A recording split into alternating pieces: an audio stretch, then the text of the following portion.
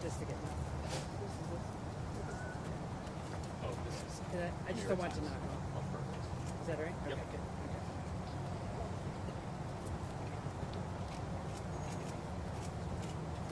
Well, good afternoon, everyone. Thank you for being here. Thank you for joining me and the group of elected leaders and community leaders behind me. We are in the central city of Portland, Oregon, and it is a beautiful day, and we are very happy to be here speaking with you today. In my conversations directly with President Trump and Secretary Noem, I have been abundantly clear with them that Portland and the state of Oregon believe in the rule of law, and we can manage our own local public safety needs. There is no insurrection,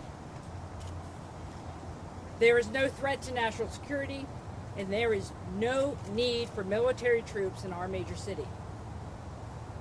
Military service members should be dedicated to real emergencies.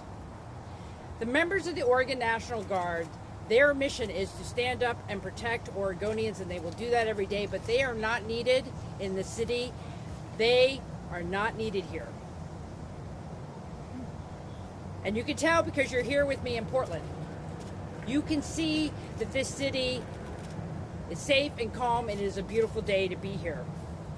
For those of you who are here downtown or watching at home, you know that our city is not the place that people think it is from years ago. There's business thriving. People are coming downtown. They are enjoying this community. We have students who are ready to go see the Lion King tonight at the Keller Auditorium. People are going to the Timbers match. People are downtown shopping.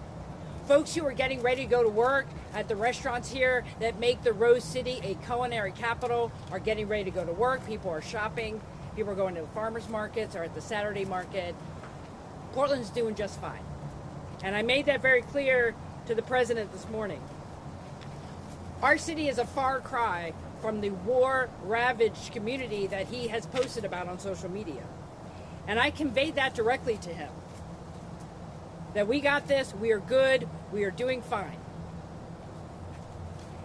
And I also said to him, we have to be careful not to respond to outdated media coverage or misinformation that's out there. We know what's happening in our own city, and we are doing just fine. That being said, we do face real challenges in Portland, as does the rest of the country. We're worried about the cost of living. We want our schools to do what is necessary for our students, and we want to make sure that people have good jobs and homes that they can afford. I need help for those kinds of things, and that's the kind of help I need, not having military troops from the federal government in our state. President Trump's inconceivable insistence that we need federal troops in Portland does not address the real concerns in our communities. We do not need or want federal troops in Oregon stoking fear, creating conflict, and frankly escalating a situation that is under control.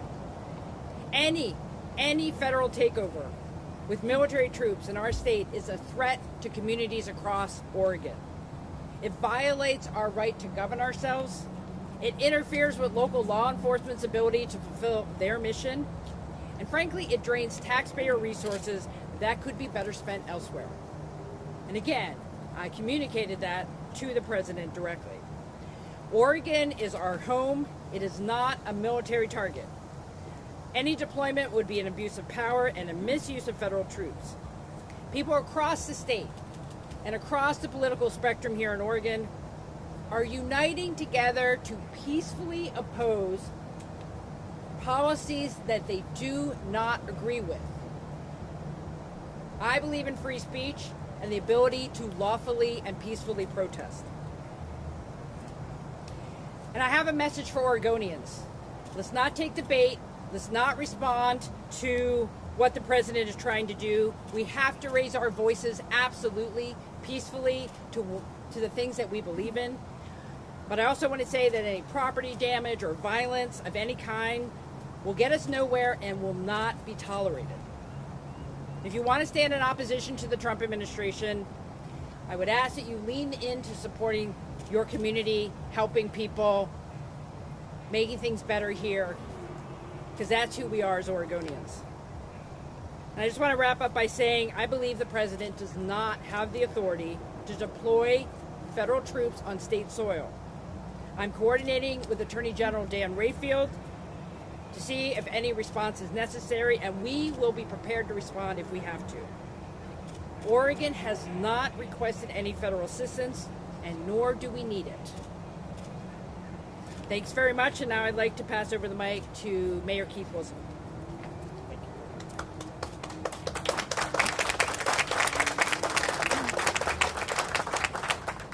Well, good afternoon, and thank you for joining us. And also thank you to the friends and colleagues that are standing with me today.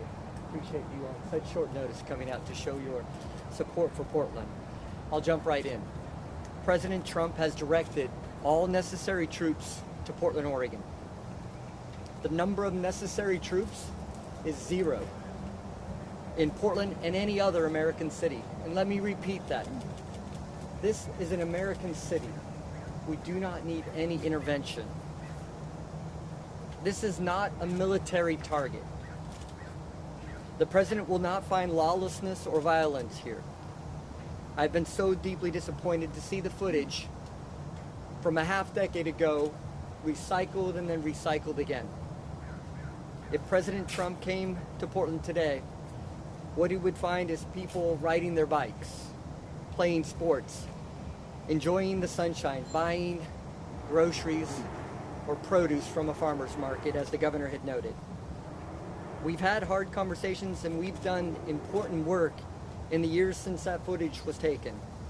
We reformed our public safety system. We've refocused our community and on our economy. And we've redoubled our efforts to help our most vulnerable. In fact, we could use federal help for all those things I just listed. Imagine if the federal government sent hundreds of engineers or teachers or outreach workers to Portland instead of a short, expensive, and fruitless show of force. On Monday, I will gather with a dozen regional mayors to sign a joint statement modeled after that of Mayor Brandon Johnson of Chicago, who received the same ugly threat of military deployment as Portland now has. Like Mayor Johnson's executive order, our statement will be one of values, of caring for our community and caring for each other. And that's what we need right now, not occupying troops. It will also cover the standards that we hold ourselves to and the standards that we must, as a nation, hold our federal law enforcement and military to. We have a place at the table for everyone willing to lend us a hand, and that should include the federal government. Again, I am so deeply disappointed with the federal government's irresponsibility. At the end of the day, this may be a show of force, but that's all it is. It's a big show. And after a big show, everyone goes home, and that's what I want to happen here today. In Portland, we have a long and proud tradition of peaceful protests. We have a long and proud track record of being at the forefront of positive social change. There are new risks today, risks that we do not yet fully understand. The administration has refused to elaborate on what they mean when they say they will deploy full force against our city and citizens. I will also say this: avoiding the unknown element will not help us prevent from joining together to bring our voices and speak as one and call for an end to federal government unwanted, unneeded, and un-American deployment to the city that we all love. Thank you for coming here and thank you for joining us. And I'd like to return this and turn it over to Congresswoman Bonamici. Thank you, Mayor, and thank you, Governor. I'm Suzanne Bonamici, and I proudly represent Oregon's 1st Congressional District, where we are right now. I share Portland with Congresswoman Maxine Dexter. On the outskirts, we have Congresswoman Andrea Salinas and Congresswoman Janelle Bynum. And we're here as a delegation to say we do not need and we do not want federal troops here in Oregon. This is a gross abuse of power by the president. He does not have the authority to send military troops to a city. And I tell you, I am in Portland a lot. I was at the ICE facility a couple of days ago. I was in Portland yesterday on the east side for a meeting and last night for an event. Nowhere did I see one single indication that we need military troops here. I strongly oppose this action by the president, and I thank the governor and the mayor for their words. And I also want people to understand that Portland is a place of possibility. It's a place where here today we see the sun shining, people out in the streets, shopping in our stores, going to our amazing restaurants. We have amazing businesses here in Portland, and that is what Portland is about. It's a thriving, wonderful community, and sending military troops here will only make it dangerous, not just for people in Portland, but for the entire region. We need to stand together as a community, and we know how to do that in Portland. We respect the right for peaceful protest, and for people who want to do that, please be peaceful. We all want that to happen. We want people to exercise their free speech rights peacefully, but we also want to send a message to this administration. There are so many things you could be doing to help Portland. You could let us hire back the federal employees you fired. You could send us the dollars that Congress appropriated for infrastructure, for housing, for education. Those are things that will help Portland. Sending military troops here will not. So the congressional delegation stands together with the governor, with the mayor, with the business leaders and everyone, the elected leaders who are here today, saying no military troops in Portland. We are here to say no. We are here to say Portland is a great city that's thriving. No military is welcome or needed here. I agree with the mayor. The number of necessary troops is 0. And now it's my honor to turn it over to Bob Day, our Portland Chief of Police.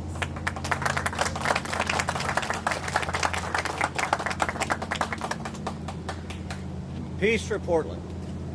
Over 3 decades, that's been a personal mission of mine as I've served the Portland Police Bureau and I've served the community. And it doesn't change just because of today's events.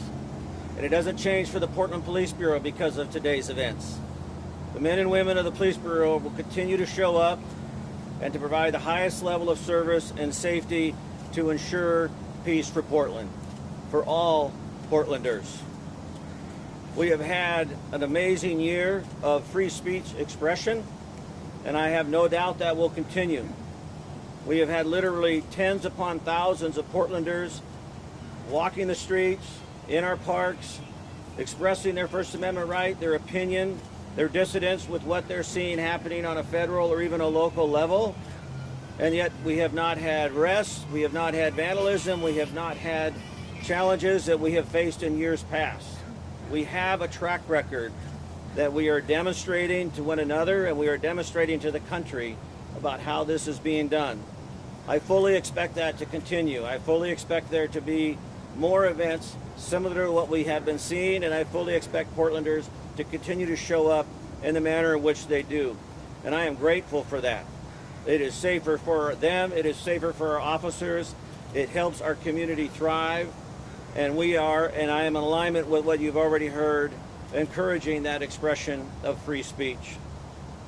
Finally, this does not change in any way our performance or involvement in immigration. Portland Police Bureau continues to adhere to the rule of law. We are not engaged in immigration enforcement. We are not participating or supporting any kind of immigration administrative work.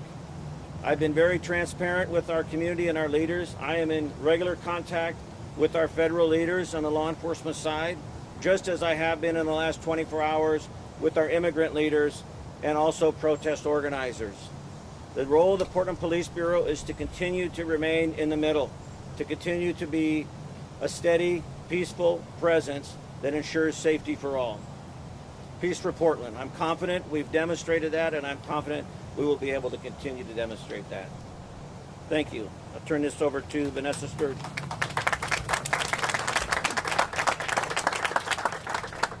Thank you, Chief, and thank you to everyone for being here this afternoon. I'm representing the Portland Metro Chamber, the Downtown Portland Clean and Safe, and our Charitable Institute, the largest business association in the state of Oregon. I'm the president and CEO of TMT Development. We are a major property owner in the city and a multi-generational family-owned business. Portland is a city on the rise. We are working to tackle our biggest challenges together. We don't always agree, but we do agree that we love this city and it does not need federal troops. Business perspective is that this is not good for our economy. We don't want our retail hospitality and vibrancy to be impacted like we've seen in Washington, D.C. We stand united with partners in labor, government, and business behind our local law enforcement. We are grateful for what they do and support them managing our local public safety and have signed on in a letter of solidarity and support. Portlanders have always met challenges with strength and unity. Right now, the most powerful response to the presence of federal troops in our city is not to give into provocation, but to stand together in calm resolve. By refusing to feed into unnecessary conflict and choosing not to amplify division, we show that Portland's identity is stronger than the outside narrative. Our community knows that meaningful change and safety come from working together peacefully and not from escalation. And now, please join me in welcoming Multnomah County Chair Jessica Vega-Peterson. So good afternoon. Thanks everyone for making time to be here today. I appreciate Governor Kotek, Mayor Wilson, everyone for being here today. I want to point out that we have folks here from so many levels of government. We have the Metro Regional Council, we have Portland City Council, we have Multnomah County Commission, we have state representative, we have the federal delegation, because it is so important to show us in solidarity with law enforcement and the business community that we are very serious about what's happening here and we're standing together opposed to the action that President Trump is taking around Portland. So I will keep my remarks brief today. Today is an absolutely glorious fall day in Portland. It's the type of day that we used to not tell other people about because we didn't want so many people to come here. It also could not be further from the administration's depiction of our beloved city. Take a look around us. Military intervention is not wanted, it is not needed, it is not lawful. Frankly, it belittles and demeans the real pain, death, and destruction that is happening in war zones around the country that the president should be paying attention to. It is a colossal waste of federal personnel and resources to be sending them here to Portland. What our region actually needs from the federal government is for Medicaid and for our social safety net services. Those are services that Multnomah County will continue to provide in a manner that treats every person with dignity today and every day. The last thing that we need is fear and conflict from our federal government, which is all that this administration is doing right now. I am confident that in this moment, our community will not let this administration divide us. We will show the world who we are in the best possible way, standing strong for our values and caring for our neighbors like always. Thank you.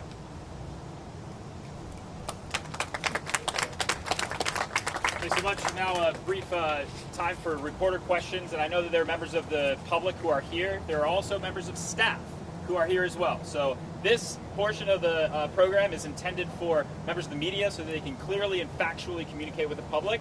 If the members of the public have any questions for staff, we'll be sticking around afterwards to answer your questions. Before I call on you, if you will state clearly who you are and what publication that you are representing, that'd be great. And we'll start here. Hi, Joni Land, OPB. I'm wondering, has Secretary Hegseth asked you to deploy the National Guard here in Oregon? We have had written communication from the Department of War, and we are reviewing that. But I want to go back to my earlier conversations with both Secretary Noem and President Trump this morning. I was very clear with them. We disagree with the premise that we need federal troops here. And at this point, I am not going to be approving any utilization of Oregon National Guard. Is that what you asked for, Governor? And we'll start here. I'm Victor Park with A to you. What was President Trump's response to you during those conversations? And also, are you planning to sue the federal government alongside Mayor Keith Wilson, similar to what California did when troops arrived there? Well, I think this is a very fluid situation, so I'm not going to speak to future actions. My conversation with President Trump was trying to understand his rationale, and I believe it is based on information that is not accurate today. There are protests here, but it is not what we saw during the pandemic where we had significant violent protests. I told him that. He thinks there are elements here that create an insurrection. I told him there is no insurrection here and that we have this under control. I have complete faith in Portland Police and Chief Day to make sure that we're holding people accountable if they cross the line. But we have lawful protests here and we do not need military troops.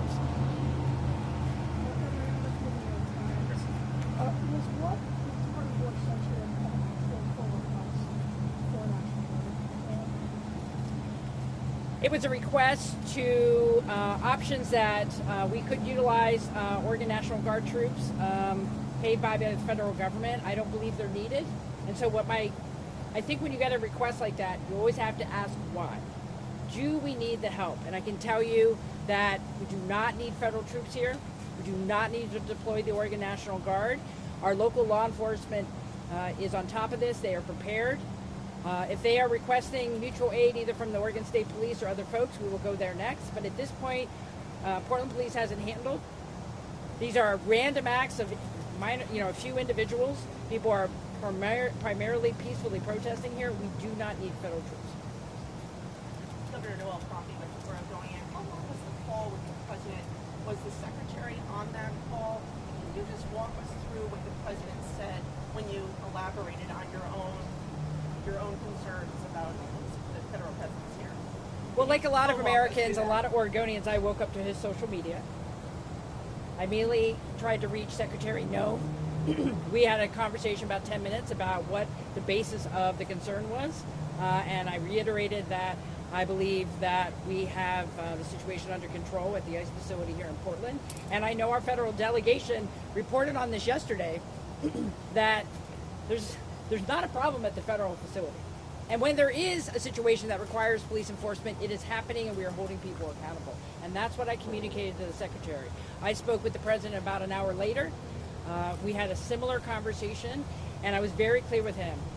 We have this, we don't need help, we got this, please do not send troops. Governor, how long was that call and what did he say? Sorry, we have a lot of media here. We need to get to another one. Governor, there's water. Okay. Yes, go ahead. Your question. Did the president specify any sort of time frame on when he would be sending troops to Portland? He did not give me any details or specify any time. Yes, go ahead. Mayor Wilson, I don't know if Who are you and your I'm media sorry, outlet, Alex please? Baumhart, Oregon Capitol Chronicle. Mayor Wilson, in some of your remarks yesterday, it sounded as if troops were already here or there was already some sort of buildup happening. Do you guys speak at all to numbers or, I guess I'm confused about coming versus have come. And if you can offer any information about what you've heard or not directly from the federal government. We didn't hear anything from the federal government other than what you heard yourself through communications, the presidential memorandum 2 days ago, and then a series of social media posts. So we were alarmed by that, and then we started seeing movements on the street, some armored vehicles, and then that really gave us rise that what the memo had noted, what the social media had noted as well, was confirmed with those individuals on the street for what we saw. So the governor and our colleagues all thought we want to be preemptive, talk to the community, and really explain to them that we don't want to take the bait. We really want to focus on safety and security in our city. When and where did people see things? Sorry, before follow-ups. Let's just be clear here. Yeah. When I spoke with Secretary No, this issue has moved on, to the Department of Defense.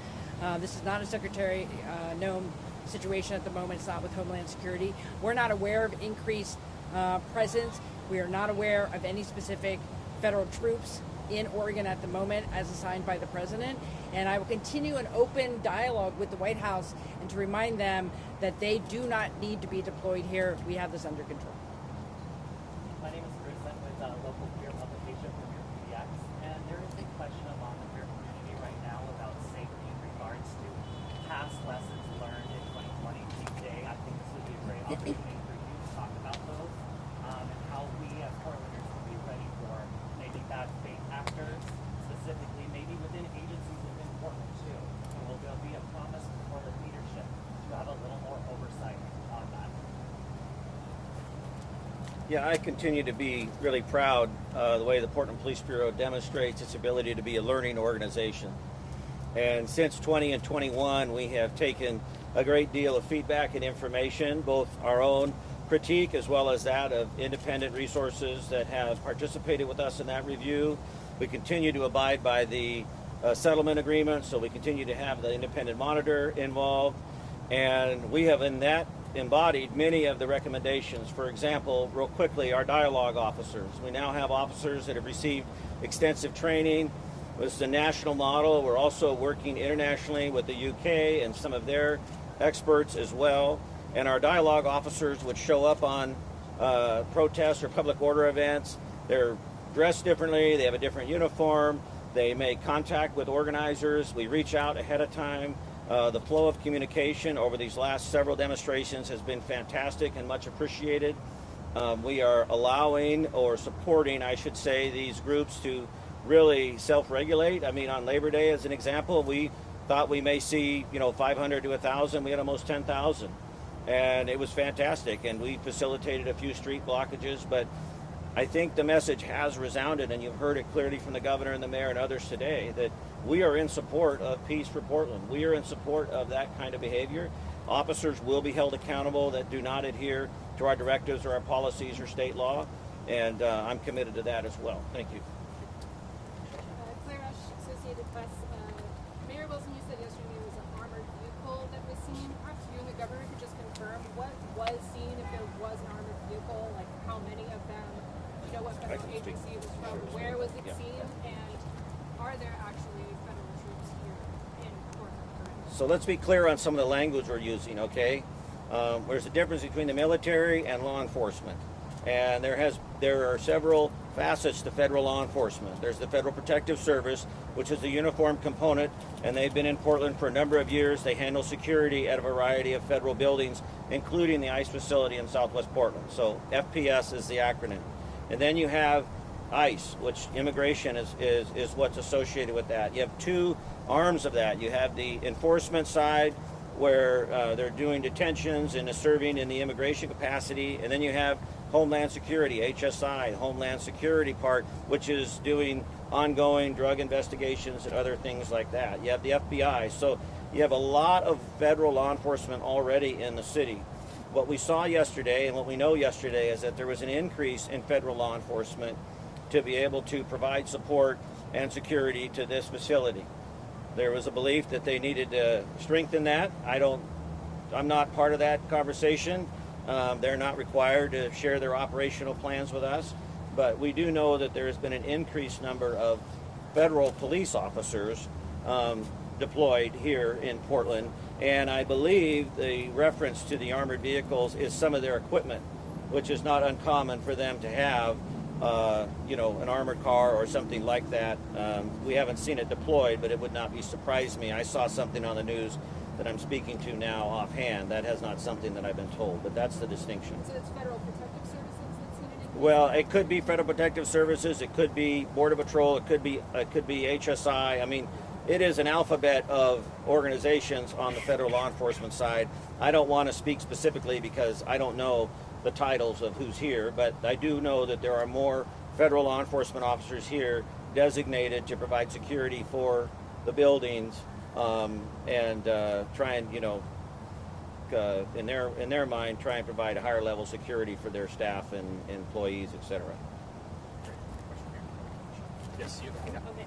Heather Roberts with the Oregon Radio News Network. Just to clarify the timeline this morning, then, Governor, you had to reach out to the president after he posted on Truth Social, or did anyone from the White House initiate that conversation before he posted it on social media?